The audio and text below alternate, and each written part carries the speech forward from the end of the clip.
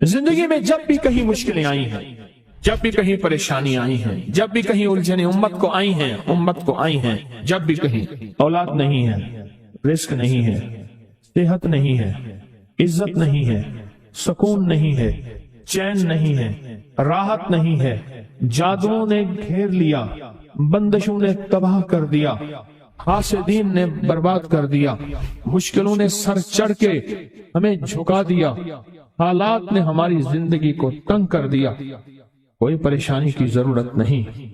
मुझे कहने लगे कि हमारे इलाके में एक साहब हैं, बाबा जी हैं, कोई भी मुश्किल हो वो बैठ के सूरत कुल हुवल्लाह पढ़ाते हैं।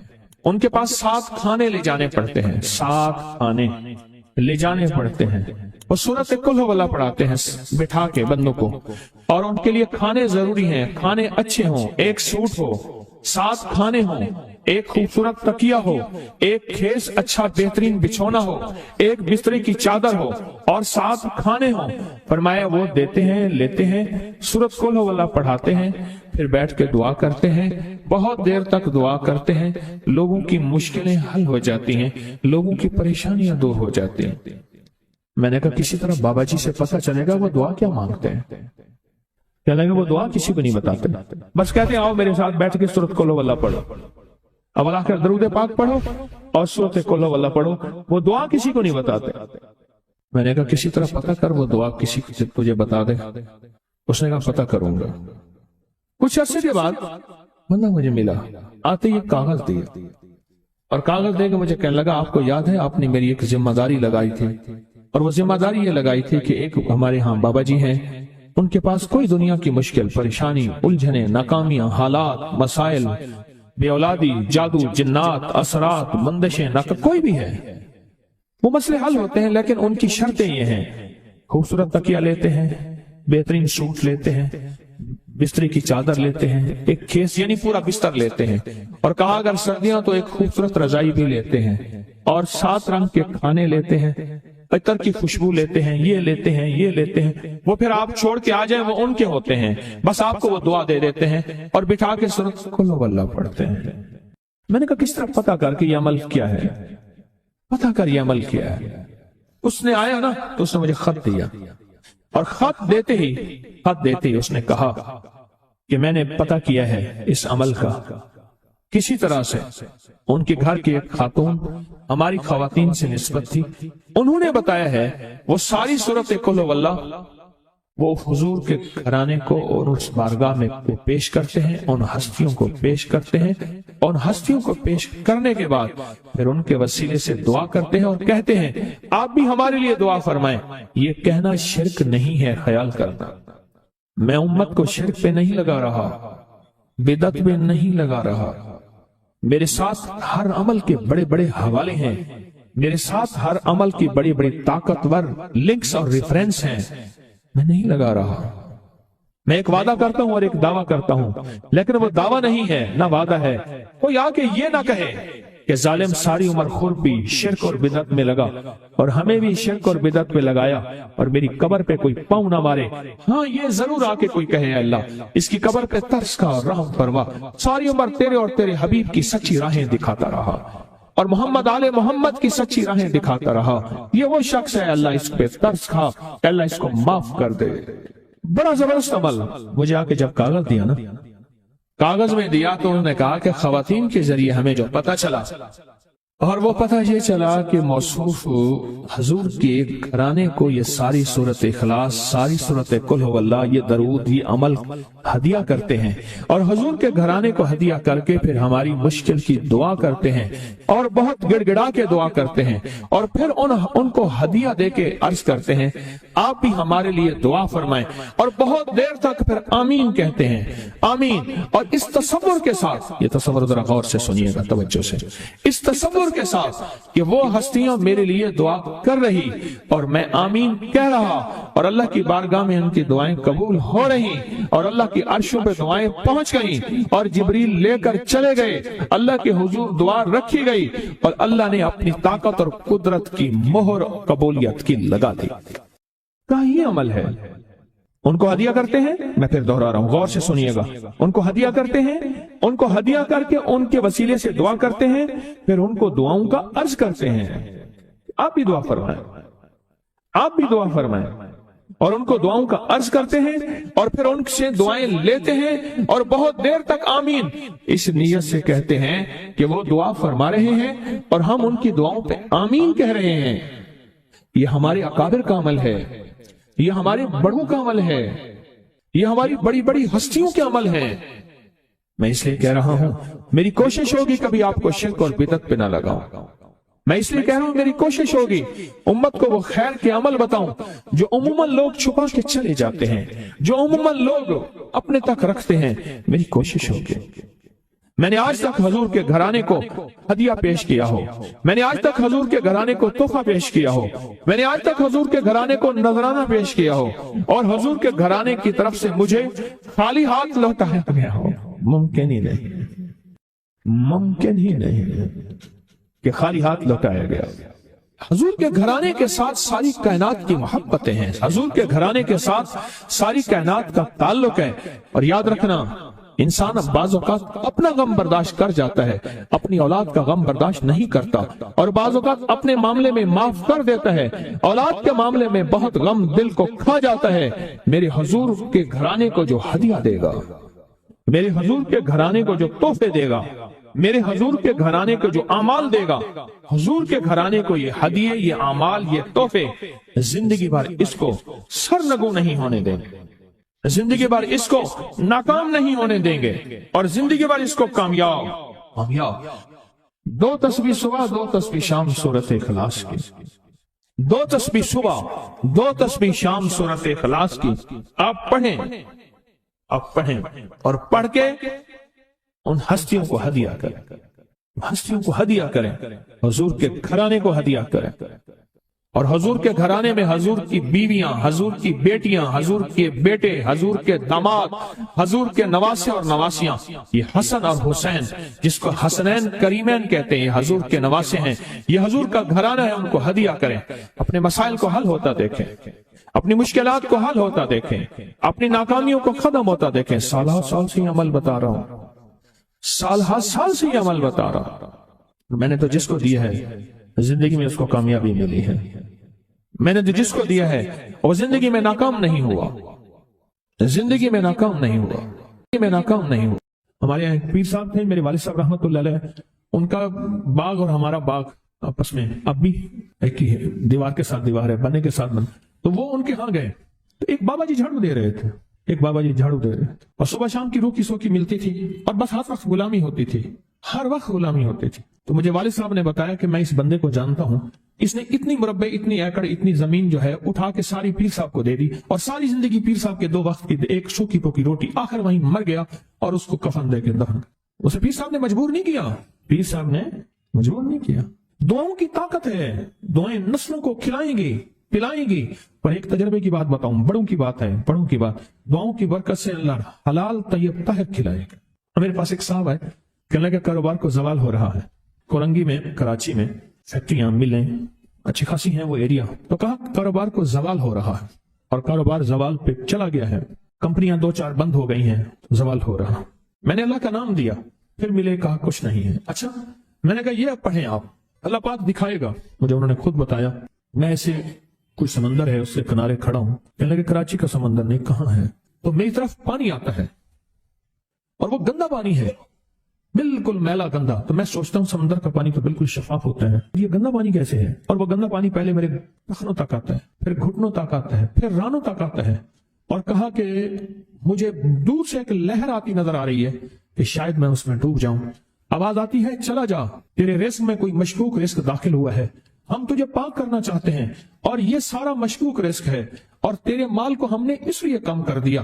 گھبرا نہیں، گھبرا نہیں، استقامت سے ہمارا نام لیتے رہنا، بہت جلد تجھے ہم پاک کر کے پھر پاک مال دیں گے۔ پاک کر کے، کیا عجیب بات ہے، پاک کر کے پھر پاک طیب طاہر مال دیں گے۔ گھبرا نہیں، ہمارا نام لیتے رہنا، تو ہو کسی بھی حال میں، تو ہو کسی بھی حال میں، تو ہو کسی بھی حال میں، مولا سے لو لگائے جا، قدرت ذل جلال میں کیا نہیں گڑ گڑائے جا۔ چین سے بیٹھے گا اگر، کام کے کیا رہیں گے پر، गोना निकल सकेगा मगर पिंजरे में फड़फड़ाए जा। बंद है पिंजरे में, निकल नहीं सकता, पर फड़फड़ा तो सही, फड़फड़ा तो सही, मेहनत तो कर। वल्लज़ीना जाहदू फीना लनहदियन्नहुम सुबुलना, हमारी राहों में मेहनत कर, हमारे लिए अल्लाह की तरफ कदम उठा। फफिर्रू इलल्लाह, फड़फड़ा तो सही।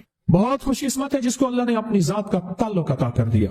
बहुत खुशकिस्मत है जिसको अल्लाह ने अपने साथ बातें करने का राज़ो नियाज का कोई जज्बा दे दिया, जिसकी जुबान सारा दिन जिक्र में, तस्बीह में, सजदों में, अपनी दुनिया के कारोबार भी है लेकिन दिल अटका रहता है कि अब नमाज का वक्त है, आज मेरा जिक्र नहीं हुआ, आज मैंने कुरान की ज़ियारत नहीं की, एक सफा, दो सफे, एक पारा, दो पारे। खुशकिस्मत इंसान है आप बहुत नसीबों वाले हैं, आप बहुत नसीबों वाले। यकीन जानिए दुनिया का खुशकिस्मत इंसान वो है, दुनिया का नसीबों, बख्त और मुकद्दर वाला इंसान वो है दुनिया का जिसको अल्लाह पाक कहे तू हो और मेरा नाम हो। बस वो दरूद पाक की शक्ल में है। दरूद में अल्लाह और उसके हबीब पे सलाम है, अल्लाहुम्मा सल्ली अला या सल्ले अला, अल्लाह का नाम पहले आता है। मेरा दरूद है, कलमा है, तस्बीह है, वो जिक्र है, मसनून दुआएं हैं, बस मेरा नाम हो और तू हो। बाज़ औक़ात अल्लाह दुनिया थोड़ी कर देता है, रिस्क थोड़ा कर देता है, लोग ताने देते हैं। सिद्दीक़ अकबर रज़ियल्लाहु ताला अन्हु को ताने देते थे कि तेरे पीर ने तुझे ये दिया है, नौज़ुबिल्लाह, तुझे फकीर कर दिया, तुझे गरीब कर दिया, और तूने टाट के कपड़े और सिए कर दिया। ताने देंगे बाजू का, बहुत लोग बहुत ताने देंगे। मैंने एक दफा मुझसे कहने लगे कि मुझे दुनिया बहुत ताने देती है, तो मैंने कहा मेरे साथ सौदा कर ले, अगर ज्यादा थक गया है, अब तक जो तस्बीह जिक्र का नूर मिला है वो मुझे दे दे, मैं अल्लाह से कहता हूँ कि अल्लाह इसको माल दौलत दे दे, ये सब छीन ले।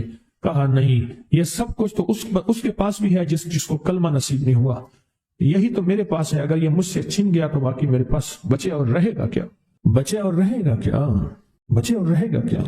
आप सारा दिन बैठ बैठ के अपने बारे में सोचा करें कि अल्लाह तूने मुझे किन राहों पे लगा दिया, किन रास्तों पे लगा दिया। पीर खाने सारे अच्छे हैं, हमारे दिल में सबका एहतराम हो, लेकिन अल्लाह तूने मुझे कौन से पीर खाने पे लगा दिया जो मुर्शिद अल्लाह से मांगना सिखाता है। कहता है अगर मैं मर भी जाऊं, इस दुनिया से रुखसत हो जाऊं, मौत आखिर है, तो परेशान ना होना। कहा कि वो एक राहें देकर गया है, उन्हीं राहों पे चलना है। एक वक्त था पीर साहब थे, तावीज देते थे, थपकी देते थे, दुआ कर देते थे, अल्लाह मेरे काम बना देता था। पीर गया, दुआ भी गई, थपकी भी गई, तावीज भी गया। नहीं, पीर जाए पर पीर का रब तो है ना, फाइन अल्लाह, अल्लाह कहाँ जाएगा? पीर का रब तो है, और असल वही है। कुल्लु मन अलैहा, सारी चीजों को फना है, उसी की जात को बका है। अब कितने खुशकिस्मत है, अल्लाह ने मुझे अपना नाम नसीब कर दिया, अल्लाह ने मुझे अपना नाम नसीब कर। एक साल मेरे पास आए, कहने लगे मुझसे जिक्र नहीं होता, तस्बीह नहीं होती, कुछ नहीं होता। मैं जिक्र करने लगता हूँ गालियां आ जाती हैं, मैं जिक्र करने लगता हूँ मेरे मुंह पे गालियां आ जाती हैं। कहा कि मैं देता नहीं हूं, पर मुंह पे, जुबान पे गाली जारी हो जाती है।